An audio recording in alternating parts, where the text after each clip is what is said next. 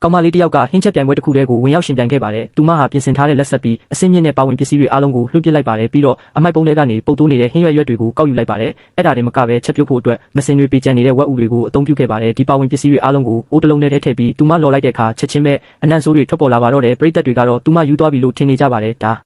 ပေမဲ့ကောင်မလေးကတော့ဒါဟာအသက်ရှင်တန်ဖို့အတွက်တစ်ခုတည်းသောနီးလန်းဆိုတာသိနေခဲ့ပါတယ်။သူမရဲ့အတိတ်ဘဝတုန်းကသူမနဲ့နောက်ထပ်ထိပ်တန်းမျိုးသမီးစဖိုးမှုတယောက်ဟာဘိုးလူပွဲအဆင့်ကိုအတူတူတက်လှမ်းနိုင်ခဲ့ကြပါတယ်။ကောင်မလေးကဘလို့ဟင်းပွဲပဲချက်ချက်ညံ့များတဲ့အဲ့ဒီပြိုင်ဘက်ကသူမနဲ့ထပ်တူညီတဲ့ဟင်းပွဲမျိုးကိုပဲအတိအကျလိုက်ချက်ပါတယ်။တင်ပြတဲ့အခါမှာလည်းပြိုင်ဘက်ရဲ့ဟင်းကအမြဲတမ်းအရသာပူကောင်းနေတတ်ပါတယ်။ဒါကြောင့်ကောင်မလေးရဲ့ဟင်းပွဲတွေဟာဒိုင်လူကြီးတွေစီကနေညံ့ဖြစ်တဲ့သုံးသက်ချက်တွေကိုပဲအမြဲရရှိခဲ့ပါတယ်။လူတွေကလည်းကောင်မလေးကိုအရေးချင်းမရှိပဲဟန်ဆောင်နေသူလို့သတ်မှတ်ကြပြီးဒီပြိုင်ဘက်စဖိုးမှုစီကနေကူးချနေတာလို့ဆွဆွဲကြပါတယ်။ပြိုင်ဘက်စဖိုးမှုရဲ့တွေးထိုးလှုံ့ဆော်မှုကြောင့်ပြိုင်ပွဲအပြီးမှာပရိသတ်တွေကကောင်မလေးကိုဝိုင်းအောင်ပိတ်ဆို့ခဲ့ကြပြီးရုံးရင်းဆန်ခတ်ဖြစ်နေတဲ့ကြားထဲမှာပဲအဲ့ဒီပြိုင်ဘက်ကကောင်မလေးကိုတေးတဲ့အထိရိုက်နှက်ခဲ့ပါတယ်။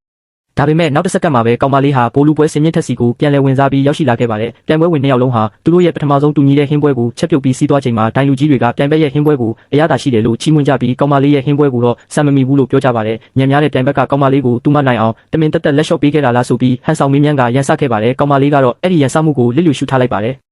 သူမရဲ့ပြိုင်ဘက်ကဘာကြောင့်သူမရဲ့ဟင်းပွဲတွေကိုအမြဲတမ်းလိုက်ကူးချနေနိုင်လဲဆိုတာကိုသူမတွေးတောနေမိပါတယ်။ပြိုင်ဘက်ဟာပြန်လည်ထုတ်ပိုးထားတဲ့ပါဝင်ပစ္စည်းတွေကိုကြည့်ပြီးသူမရဲ့မီနူးကိုခံမှန်းနိုင်နေမှာပဲလို့ပထမဆုံးတန်တရားဝင်မိတာကြောင့်ပြင်ဆင်ထားတဲ့အစင်းမြင့်ပါဝင်ပစ္စည်းတွေအားလုံးကိုဆုံးဖြတ်လိုက်ပါတယ်ပြီးတော့ပစ္စည်းတွေကိုပြိုင်ပွဲနေရာမှာတင်စိတ်ကြရွေးချယ်ဖို့ဆုံးဖြတ်လိုက်ပါတယ်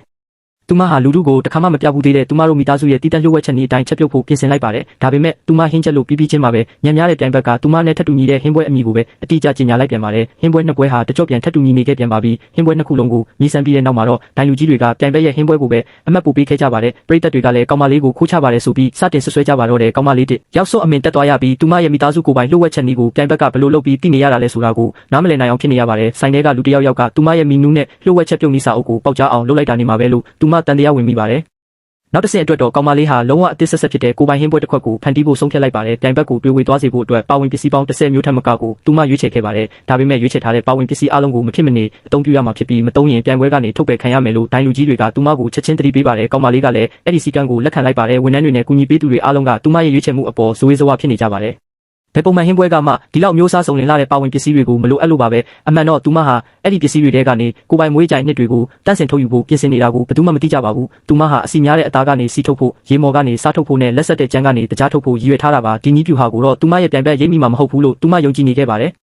ဒါပေမဲ့သူမရဲ့ဟင်းအစ်စ်ကိုတင်ပြလိုက်တဲ့အခါမှာတော့ပြိုင်ဘက်ကထပ်တူညီတဲ့ဟင်းပွဲမျိုးကိုပဲထပ်မံချက်ပြုတ်ထားတာကိုမြင်လိုက်ရလို့သူမစောက်တည်ရမရမြင့်တက်သွားရပြန်ပါတယ်သူမပေးထားတဲ့ကိုပိုင်ဟင်းပွဲအမိကိုတော့အတိအကျကူးချထားတာပါအဲ့ဒီညံများတဲ့ပြိုင်ဘက်ကဒီဟင်းပွဲဟာကိုယ်တိုင်ဖန်တီးထားတဲ့အမွှေးကြိုင်နှစ်တွေပါဝင်ကြောင်းချက်ပြုတ်တဲ့စီကိုဝက်စီကနေထုတ်လုပ်ထားကြောင်းစားကိုရေမော်ကနေတန့်စင်ထားပြီးတကြားကိုတော့ကြံကနေလက်လက်ဆက်ဆက်ညှစ်ထုတ်ထားတာဖြစ်ကြောင်းယုံကြည်မှုအပြည့်နဲ့ကြွားဝါ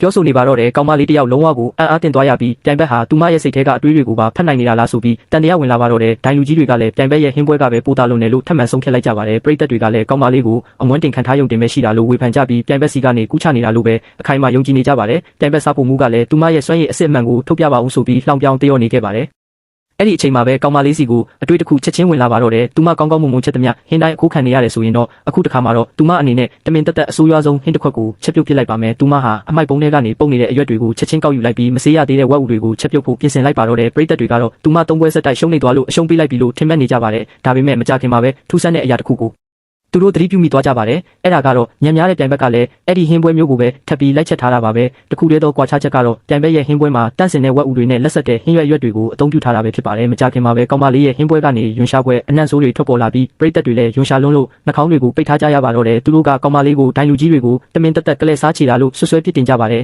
်ညံများတဲ့ပြိုင်ဘက်ကလည်းအဲ့ဒီအခြေအနေကိုလှောင်ပြောင်နေခဲ့ပြီးသူမကိုယ်တိုင်ကောင်မလေးရဲ့ထောင်ချောက်ထဲကိုတိုးဝင်မိသွားပြီဆိုတာကိုတော့လုံးဝရိပ်မိခြင်းမရှိသေးပါဘူးစိတ်ပညာဗဟုသုတတွေအတွက်ဖော်လို့လုပ်ထားပါ